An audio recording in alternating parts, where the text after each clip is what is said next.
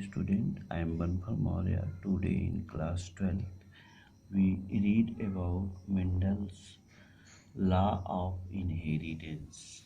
ठीक है dear student, आज हम लोग लेसन या चैप्टर 5 का मेंडल्स लॉ ऑफ इनहेरिटेंस की स्टडी करेंगे।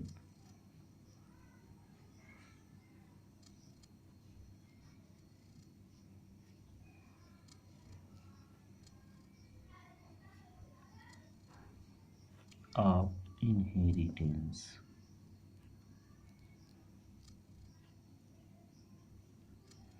मेंडल लॉ ऑफ इनहेरिटेंस की स्टडी आज हम लोग करेंगे। तो डियर स्टूडेंट, इसमें ये कहा गया था कि मिड 19th सेंचुरी में इनहेरिटेंस को समझने के लिए ग्रेगर जॉन मेंडल ने अपना एक्सपेरिमेंट एक पी प्लांट पर किया था, जिसका साइंटिफिक नेम है उस पी प्लांट का कि पाइजम सटाइवम। ठीक है ना। मिड 19th सेंचुरी यानी 19वीं सदी के मध्य में। ठीक है, मिड 19th सेंचुरी में मेंडल्स स्टडी इनहेरिटेंस। ठीक है, and they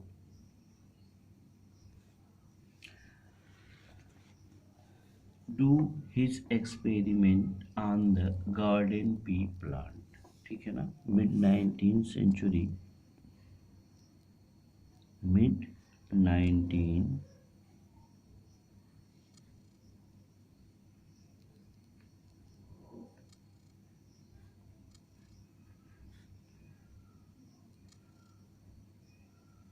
mid 19th century में मेंडल ने इनहेरिटेंस को समझने के लिए क्या किया था कि एक एक्सपेरिमेंट किया था, जिसको मेंडल के एक्सपेरिमेंट के नाम पर जाना जाता है।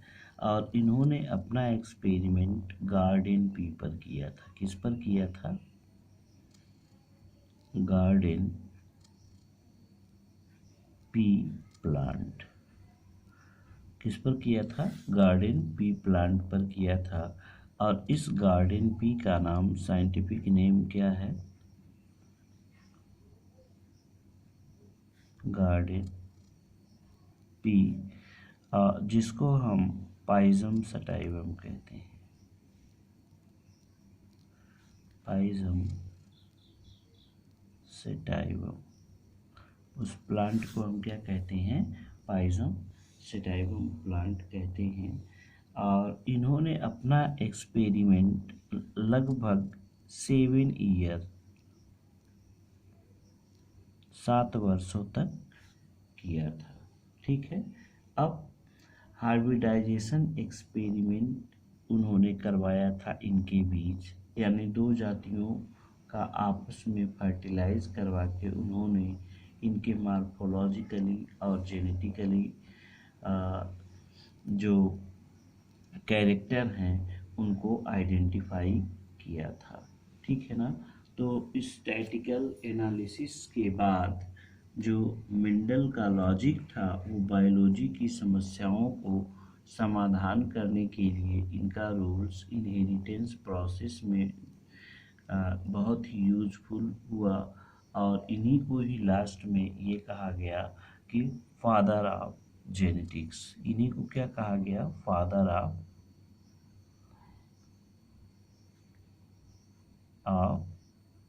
जेनेटिक्स। किसको कहा गया? मेंडल्स को ही कहा गया। मेंडल के एक्सपेरिमेंट में लार्ज सैम्पलिंग थी। लार्ज सैम्पलिंग मतलब, सैंपल का मतलब ये होता है कि किसी भी बहुत ज़्यादा अमाउंट में से थोड़े अमाउंट को लेकर उसको हम आकलन करते हैं कि ये सभी ऐसे ही होंगे, तो उसका सैम्पलिंग किया था। तो मेंडल एक्सपेरिमेंट किस पर किया गया था? लार्ज सैम्पलिंग पर। मेंडल एक्सपेरिमेंट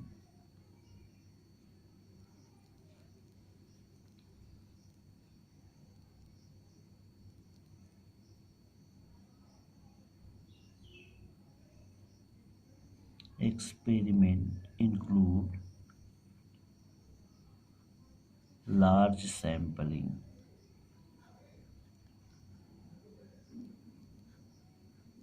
इनमें क्या किया गया था, लार्ज सैम्पलिंग की गई थी। लार्ज सैम्पलिंग का मतलब बहुत ज़्यादा अमाउंट में उसकी सैम्पलिंग की गई थी।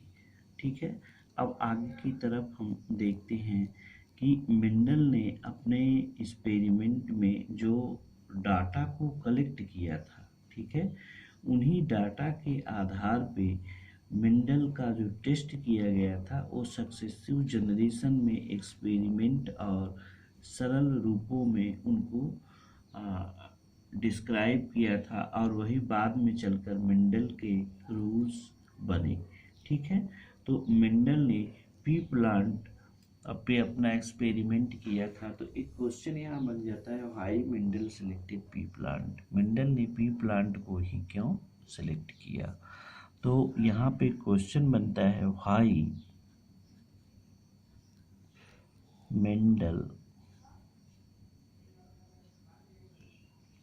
सेलेक्ट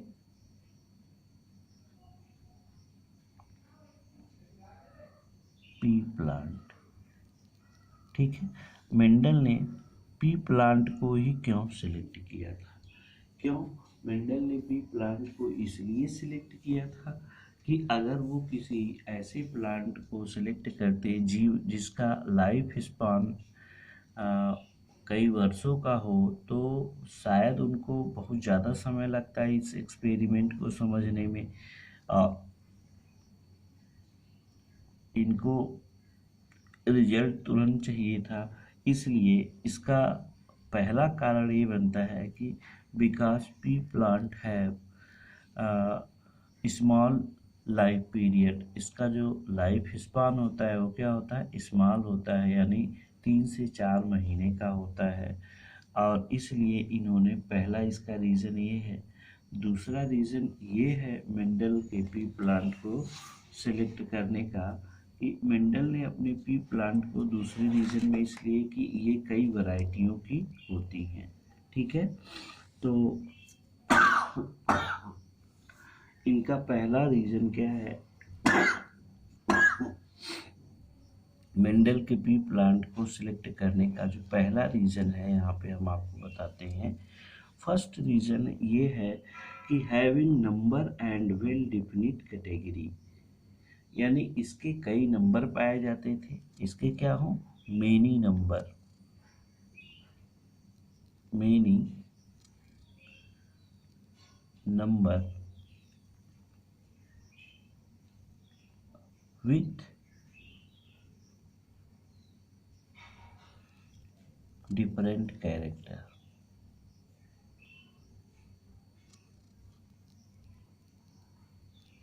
इनकी कई प्रजातियां होती थी, ठीक है ना। हैविंग हर्माफ्रोडाइट, इनके जो फ्लावर थे वो कैसे थे, ये बाइसेक्सुअल थे, बाइसेक्सुअल थे और इनमें ईजिली क्रॉस पॉलिनेशन कराया जा सकता था।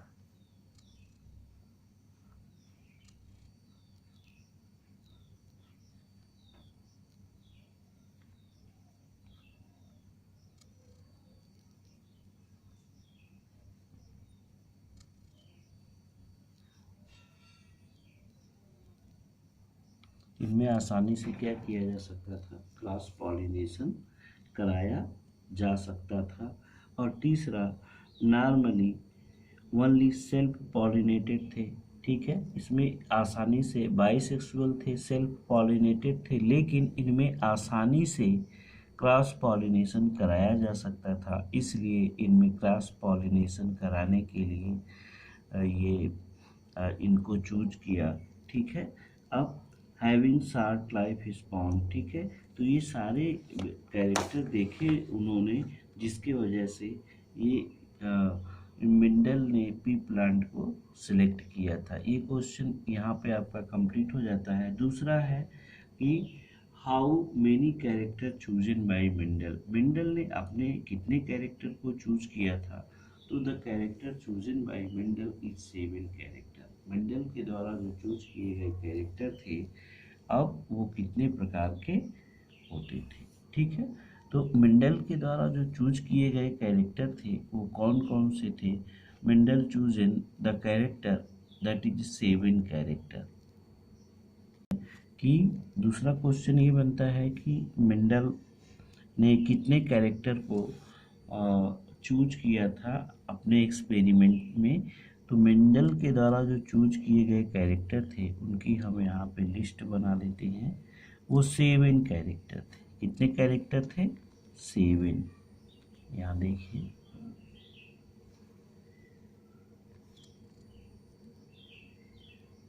7 कैरेक्टर। ठीक है, ये 7 कैरेक्टर थे और जिनमें 14 ट्रेट पाए जाते थे।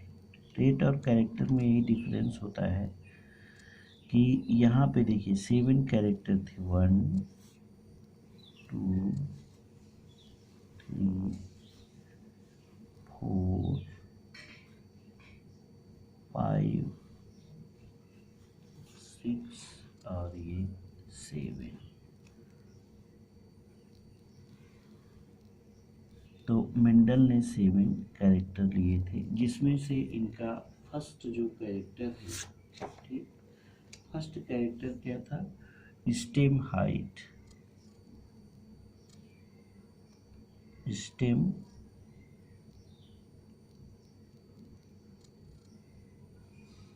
हाइट, स्टेम हाइट यानी लेंथ।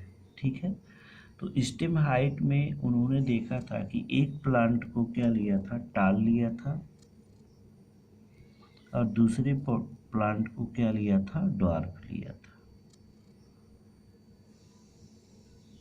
ठीक है, दूसरा उनका कैरेक्टर था फ्लावर कलर।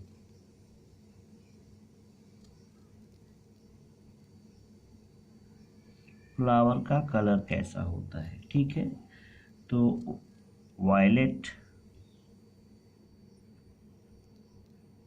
और वाइट। तीसरा इनका कैरेक्टर था फ्लावर की पोजीशन क्या है, फ्लावर की स्थिति का क्या है, प्लांट में फ्लावर कहाँ पाए जाते हैं। फ्लावर पोजीशन, तो फ्लावर की पोजीशन क्या है? तो फ्लावर की पोजीशन क्या है, उसमें उन्होंने देखा कि कुछ फ्लावर एक्सियल पर होते हैं और कुछ फ्लावर जो होते हैं वो टर्मिनल होते हैं। एक्सियल का मतलब हो गया कि फ्लावर, यहाँ देखिए समझ जाइए कि एक्सियल का मतलब हुआ कि जैसे मान लीजिए ये प्लांट है और ये लीफ है,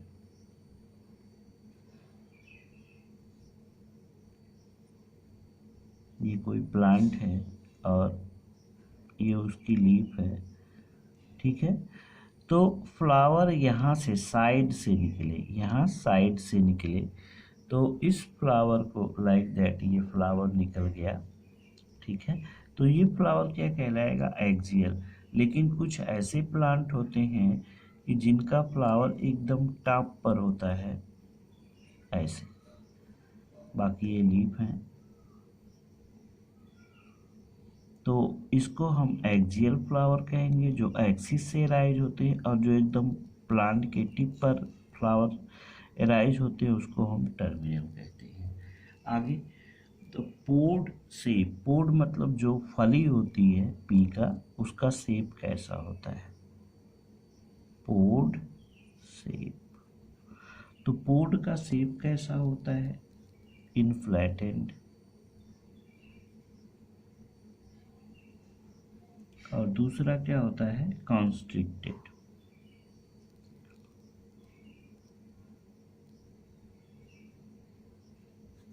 फ्लैटेन मतलब फूला हुआ, और कॉन्स्ट्रिक्टेड मतलब कि सिकुड़ा हुआ उसका।